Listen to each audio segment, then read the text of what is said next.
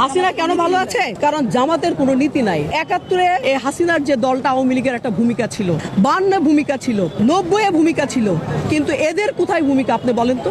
এখন মনে হয় যে আমরা ভুল করেছিলাম, যে দুধ কলা দিয়ে আমরা সাপ পুষেছিলাম। যারা আপনার ফ্যাসিস্টের সাথে আতাত করে বিভিন্ন সময় এই দেশের সুবিধা ভোগ করার চেষ্টা করেছিল, সেই দলটাকে অনেক বিরোধিতা থাকার সত্ত্বেও আমরা আপন করার জন্য তাদেরকে সাথে নিয়ে এই ১৭ বছর বিভিন্ন শ্রেণী থেকে আমাদেরকে অপবাদ দিয়েছিল যে আমরা রাজাকারের সাথে যুক্ত ছিলাম। তারপরে এদেরকে মানুষ করতে পারলাম না। আমাদের দুঃখ হয় যে এদের চেয়ে মনে হয় যে আপনার হাসিনা ভালো ছিল। এই যে বর্তমান যে বিরোধী দল আছে জামাত, যাদেরকে আমরা পিঠে নিয়ে এতদিন এই দেশে অবস্থান করার সুযোগ করে দিয়েছিলাম, যাদের মুখে কোনো ভাষা ছিল না, রাজপথে আমরা ছিলাম। আমাদের নেতা কর্মীরা গুম হয়েছে, আমাদের এক নেতা গুম হয়েছে, আর এক নেতা রাজপথে দাঁড়িয়েছে।